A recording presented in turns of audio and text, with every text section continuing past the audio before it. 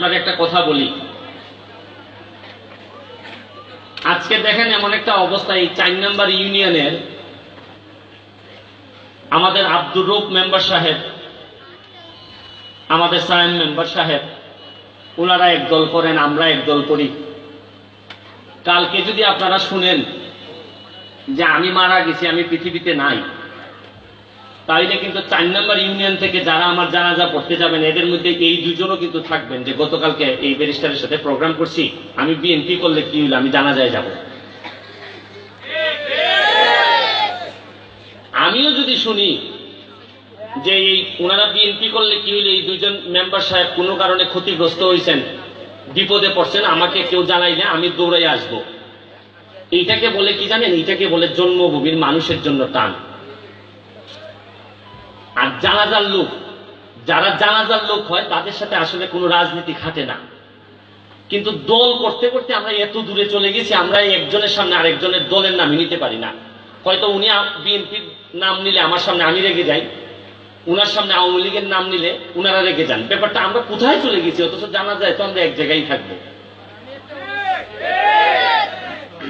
আরে দল যদি মানুষের উপকারের জন্য হয়, তাইলে তো বিএনপির লোকের সাথে আমার কোনো ঝগড়া হওয়ার কোনো কারণ থাকে না।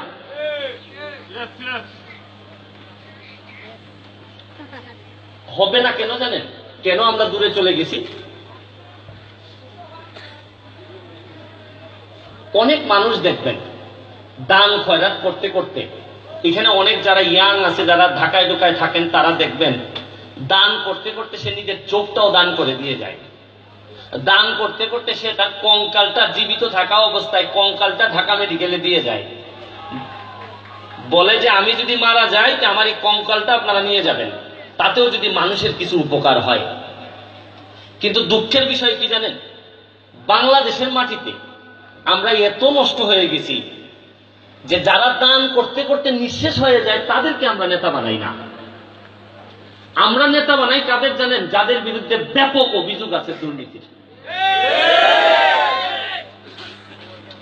এই কারণেই দেখবেন স্বাধীনতার 47 বছর হয়ে গেছে, এরপর আমাদের রাস্তা আবার কাঁচা থাকে কেমনে? 12 মিলিয়ন ডলার আছে, টাকায় ব্যাংক ভরা, সফল মানুষের সংখ্যা অনেক, জন্মস্থানেই সফল মানুষের সংখ্যা অনেক, তারপরও রাস্তা কাঁচা। শীতার্ত মানুষ, শীতে মানুষ কষ্ট পায়, প্রতিবেশীরা না খেয়ে থাকে, অনাহারে থাকে। কারণ হচ্ছে গিয়ে যে আমরা অনেক দূরে চলে গেছি। বাংলাদেশে দেখবেন সবাই বলে ভালো থেকো, দোয়া করে ভালো থেকো, কিন্তু সব ক্ষমতা থাকা সত্ত্বেও ভালো রাখার দায়িত্ব কেউ নেয় না। আপনাদেরকে যদি শুধু পূবালী ব্যাংকের অ্যাকাউন্টে কার কত টাকা আছে এটা দেখাইতে পারতাম, তাইলে আপনাদেরকে কোনোভাবে বোঝানো যাইত না যে আমরা কোনো গরিব দেশে বসবাস করি।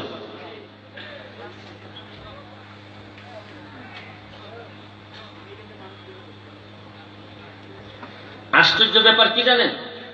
এই বাংলাদেশেই একমাত্র যে যত্ন করে মানুষকে কষ্ট দেয়, এত যত্ন করে যদি মানুষের ভালোবাসতো তাহলে বাংলাদেশটা এরকম থাকতো না।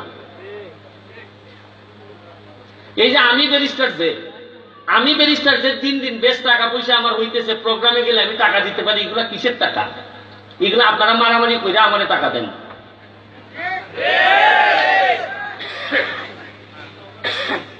আমি বারবার বলি এই টাকা আমারে দিও না, তারপরে এরিয়াটারে সেভ করো।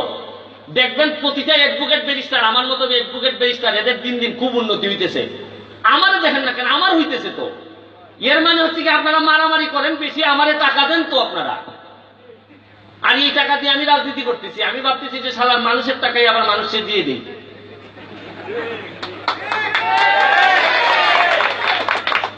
একজন আমারে বলে, সম্ভবত উনি আরেকজন এমপি ক্যান্ডিডেটের কাছ থেকে আসছেন, আইসা আমারে জিজ্ঞেস করতেছেন, ব্যারিস্টার তুমি যে বিভিন্ন গান্ধে রাস্তা বাস্তা করতেছো, নিজের টাকায় রাস্তা করে লাও, ব্রিজ বানাই লাও। ও আচ্ছা, মনে থাকতে বলি আগামীকালকে সুলতানপুর গ্রামে আমি একটি ব্রিজ বানাবো, যদি পারেন কেউ চলে আইসেন সুলতানপুর ব্রিজে, একদিনে ব্রিজের কাজ শেষ করবো। তো বলে যে ব্যারিস্টার তুমি তো ব্রিজ টিজ না, হবে সব রেডি করা, আমার আগের কাজটা সব রেডি করা, তুমি যে এত টাকা পাও কই, খরচ যে করো। আমি আপনি যে আমার এই কথাটা জিজ্ঞেস করলেন আমি এত টাকা পাই কই, আপনি কি আরো যারা এমপি ক্যান্ডিডেট আছে তাদেরকে জিজ্ঞেস করতে পারেন না যে ব্যারিস্টার এত টাকা পায় আর আপনারা এত টাকা লুকান করি?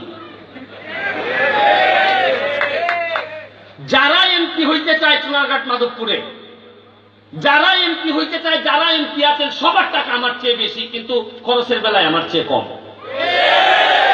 আমি আপনাদের সামনে বলে যাচ্ছি, এটা আমার শত্রুতা বাড়তে পারে অথবা কমতে পারে, কারণ আমি সিদ্ধান্ত নিয়েছি, একটা সিদ্ধান্তের কারণে সিদ্ধান্ত নিয়েছি যে আমি ইনকাম করব রংপুরের মানুষের কাছ থেকে, ইনকাম করব আমি বরিশালের মানুষের কাছ থেকে, ইনকাম করব আমি শরীয়তপুরের মানুষের কাছ থেকে। ইনকাম করার মাটি আমার ভিন্ন, কিন্তু খরচ করার মাটি আমার চুনারঘাটের মাটি। উনি মনে হয় আমার কথাটা বেশি পছন্দ করেন নাই, ওই প্রার্থীও পছন্দ করবেন কিনা জানি না। লোকজন আপনারা অনেকেই বক্তব্যের মধ্যে আমাকে দোয়া করে বলেন যে আপনি এমপি মন্ত্রী হবেন, কিন্তু কেউ কিন্তু জিজ্ঞেস করে না যে আপনি কি হইতে চান। উনারা একতরফা আমাকে দোয়া করে চলে যান, এটা পছন্দ করার কারণে। কিন্তু আমাদের যদি কেউ জিজ্ঞেস করে যে আপনি কি হইতে চান, আমি উত্তর দিব আপনাদেরকে যে কেউ চুনারঘাটের কোনো কারণে আঘাতপ্রাপ্ত হইলে, নিজের গার্জিয়ান না থাকলে যদি আমার কথা মনে হয় যে ব্যারিস্টার সুমনরে ফোন দে, আমার ব্যারিস্টার ভাইরে ফোন দে, আমি এরকম ভাই হইতে চাই আপনাদের। আরে এমপি না হয়ে তো মন্ত্রী হওয়ার উদাহরণ আছে। আমার যে যোগ্যতা, আমি আন্তর্জাতিক অপরাধ ট্রাইব্যুনালের প্রসিকিউটর। এমপি যদি হইতে না পারি, যদি চাই আমি এমপি হইতে আর হইতে না পারি, নেত্রী আমাকে মন্ত্রীও বানাই দিতে পারেন, কিন্তু সবার কপালে তার জন্মভূমির ভাই হয়ে মরা হয় না। আপনি দেখবেন বহু এমপি মন্ত্রী হয়েছে, কিন্তু এরিয়াতে কোনোদিন আপন ভাই হইয়া মরতে পারে নাই। বহু নেতা আছে জীবনে, অনেক বড় নেতা হয়েছেন, কিন্তু ভাই হয়ে মরতে পারেন নাই। সাধারণ মানুষের দীর্ঘ নিঃশ্বাসের সাথে যদি প্রতিটা নিঃশ্বাসে নিঃশ্বাসে যদি মানুষ তার ওই নেতাকে বিশ্বাস করে, নেতার নাম যদি চলে আসে, উনি যদি জীবনে কোনোদিন কোনো পোস্টে যেতে নাও পারেন, তার জানাজায় সবচেয়ে বেশি মানুষ হয়, এবং এটাই তার পরবর্তী জেনারেশনের জন্য উদাহরণ হয়ে থাকে। আপনার অদ্ভুত দেশ এটা। কিছু মানুষ 2 মাইল জায়গা হাঁটে। কি কারণে হাঁটতেছেন? আপনি রাতে বেরোয় হাঁটতেছেন কি জন্য? কয় ভাই খাইছি বেশি, হজম করার জন্য হাঁটতেছি। আর ঠিক পাশের একটা বাড়ির লোককে জিজ্ঞেস করবেন আপনি 2 মাইল দূরে কেন আসছেন, সে বলবে যে আমি খাবারের সন্ধানে আইছি। এর মানে হচ্ছে গিয়ে কিছু মানুষের এত টাকা আর কিছু মানুষের কিচ্ছুই নাই। একটা অদ্ভুত দেশ এটা। কিছু মানুষ 2 মাইল দৌড়ায় খাবারের জন্য, আর কিছু মানুষ 2 মাইল দৌড়ায় রাতে হজম হওয়ার জন্য, আবার বাড়িও কিন্তু পাশাপাশি। এই হচ্ছে কি আমাদের বাংলাদেশ। যাই হোক, আজকের এই উচ্ছ্বাসের এই প্রোগ্রামে আমাদের মাঝে যিনি সভাপতি, আমাদের খদ্দুস ভাইয়ের সভাপতিত্বে আমাদের মাঝে আছেন হচ্ছে কি আমাদের অতিথি